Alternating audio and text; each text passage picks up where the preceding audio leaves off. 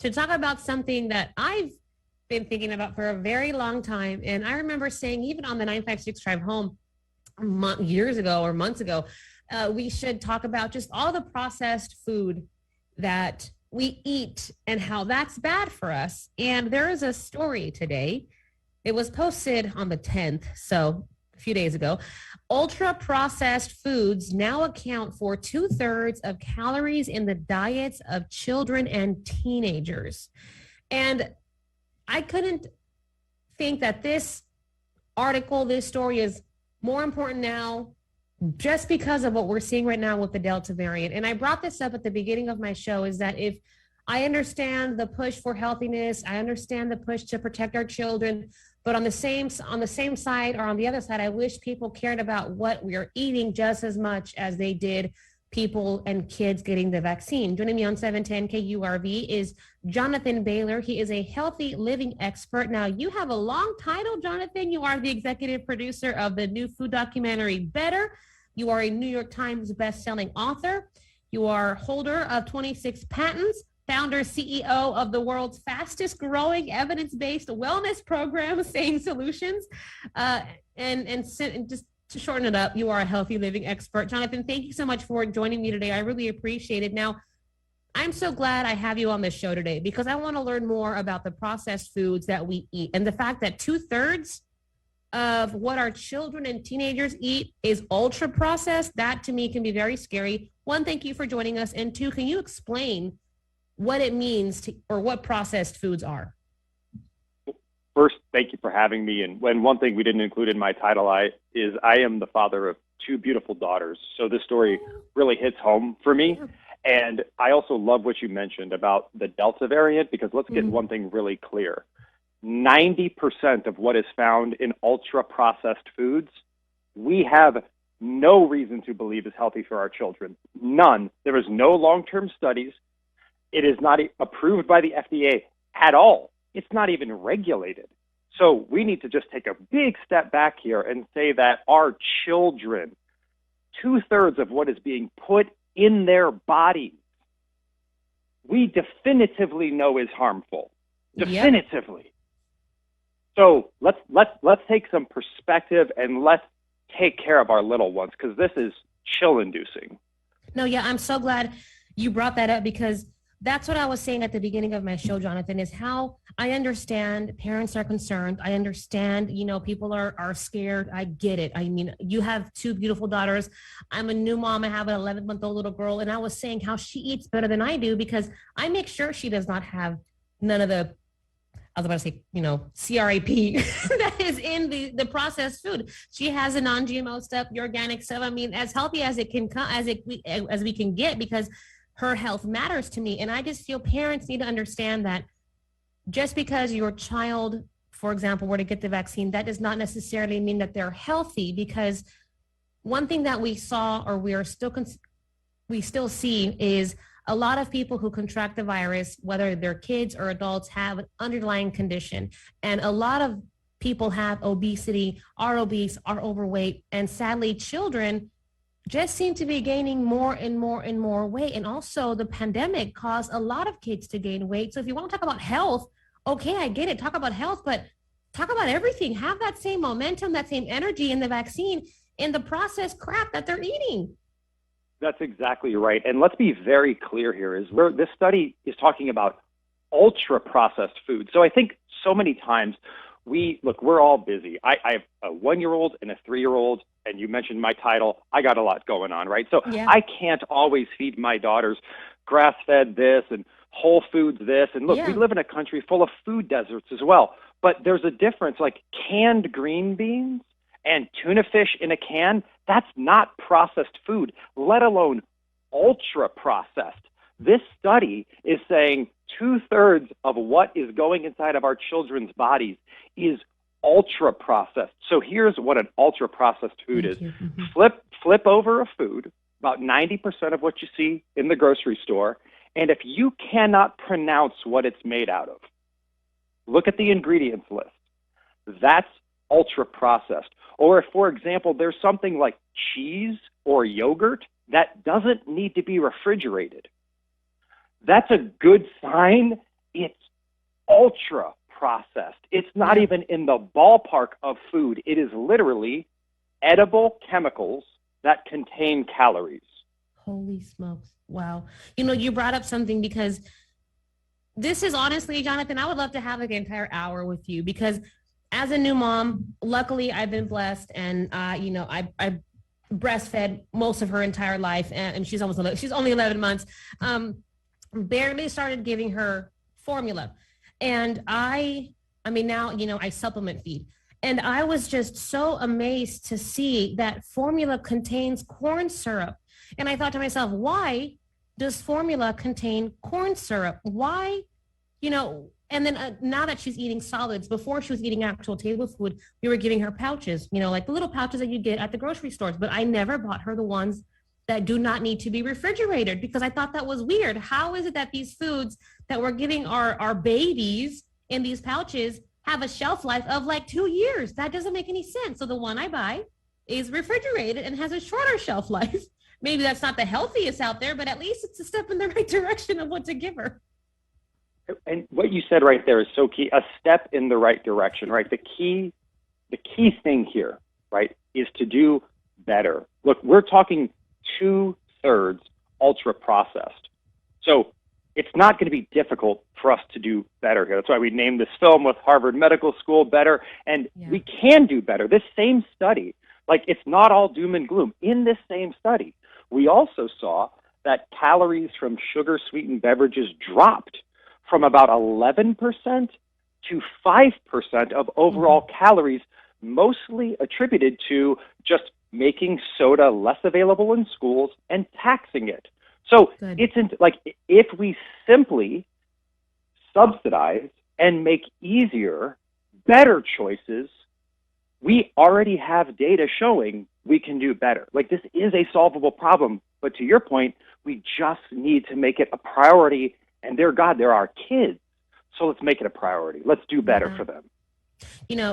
Joining me on 710 KURV is Jonathan Bailor. He is a healthy living expert with a long list of accolades to his name. Do you have a website where we can go find out more about what you've done and what you guys offer? Absolutely. Please go to bettermovie.com. This is the documentary we just released with top doctors at the Harvard Medical School, showing us exactly how we can take action to live better today. bettermovie.com. Awesome. And the reason I wanted to, I also wanted to talk about, because school is around the corner for so many parents, and we get it.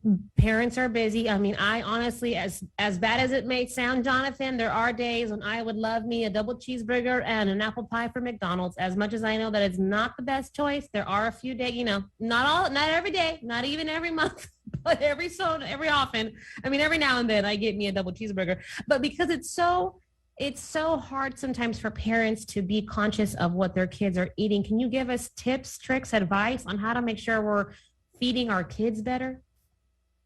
One of the number one tricks I found is we have a culture where we're hypersensitive to like gluten intolerances and allergies and things along those lines. So there is a vocabulary we can use, which, like, if you feel like you need to cross your fingers behind your back, you can. But for example, in my family, and frankly all Americans, we have a predisposition to diabetes. About 1 in every 3 Americans are diabetic or pre-diabetic. And if you don't have diabetes, you could say with a straight face, I'm pre-diabetic. I don't have diabetes yet. So if you tell a school, for example, my child is allergic to peanuts, they will protect your child from peanuts. If you tell a school, my child has celiac disease, they'll protect your child. So if you tell your school, my child is pre-diabetic, we have a genetic predisposition to diabetes, can you help keep her away from processed sugars and sweets? They have to keep her away from processed sugars and sweets. Does that make sense? Yeah, no, it does. And sadly, Jonathan, we live in our area here in South Texas. I don't remember what doctor it was, but I clearly remember a few years ago speaking to a physician here in the Valley, and she mentioned that by 2025, which is in just a few short years, that 75% of us in the Rio Grande Valley where we live, we're going to be diabetic. And like you mentioned, I don't have diabetes, but hey, I guess I am pre-diabetic because we have family members in my family who are diabetic. So to protect and to take care of ourselves now, I think would be just a help in the long run. And when you think about the fact that 2/3 of the calories our children are eating are ultra processed, they will all be diabetic. I'm not saying that tongue in cheek. It would be like if all of our children smoked 2 packs of cigarettes per day consistently, they would get lung cancer. Yeah. Our children are literally doing something that, this is going to sound a little crazy, but as a father, I genuinely mean this. If I had to choose between my daughters eating 2/3 of their calories from ultra-processed foods and smoking cigarettes, I would honestly give them cigarettes. That's how bad ultra-processed foods are for you. No. And why do you think, or can we push this, Jonathan? And I don't want to sound like if I'm scared, we're scaring parents, but I think people need to understand, just as much as people are pushing these mask mandates, these vaccines. And we're not here to talk about that or argue about it or whatever, your choice, that's your choice. But just if you want to push this and say it's for their health, that's what pisses me off the most, Jonathan, because if you really cared about their health, if you really cared about their well-being, like you mentioned, you wouldn't be giving our kids all this processed nonsense that'll be more hurtful for them in the long run. You wouldn't be giving them the opportunities to become diabetic, which is an underlying condition in contracting COVID-19. Like, am I making any sense here? You're absolutely making sense. And look, we do need to get upset, right? When we understood the damages that secondhand smoke did to our children, we weren't like, well, it's pretty inconvenient, so it's not. No, they're our kids. There is nothing more important than protecting our children, and we can solve this. We live in the most blessed country in the world. Mm-hmm. We have more resources than we know what to do with in this country. We absolutely can solve this problem. It's simply a matter of priority, and it's a matter of understanding. Like, here's the secret. It's not really a secret. Philip Morris, like, we're all against smoking. It's terrible. It's bad. They also own Kraft. They also own General Foods. The manufacturers of ultra-processed foods are the same companies that produce cigarettes. And that's why it's now 66% of the calories our kids are taking in. The same tactics and addictive practices are being put upon our children. In the foods that they eat. That way they get used to eating something, and then it's a chemical addiction that they get at a young age, and it's hard for them to get out of it. Exactly. And there's a term in science called hyperpalatability, which simply means there's a reason that kids don't like vegetables. Not because vegetables are inherently disgusting. It's that when you give your taste buds these ultra-processed foods, it's like they become desensitized to real food. Another example of this is a lot of parents tell me it's hard to get their kids to drink water. Well, if all you ever drink are sugar-sweetened beverages, yep, water is very bland.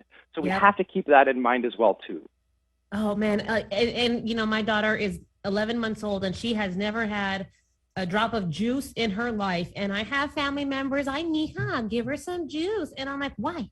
I don't need to give her juice. She doesn't know what that tastes like. She is fine.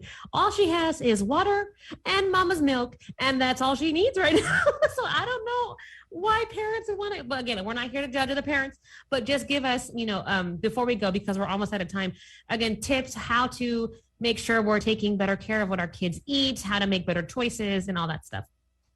The number one thing you could do, and it's not really a shameless plug, it's God's honest truth. If you could sit down with your children and watch the Better Movie, again, that's at bettermovie.com, we need to just take a step back. And there isn't a tip for this.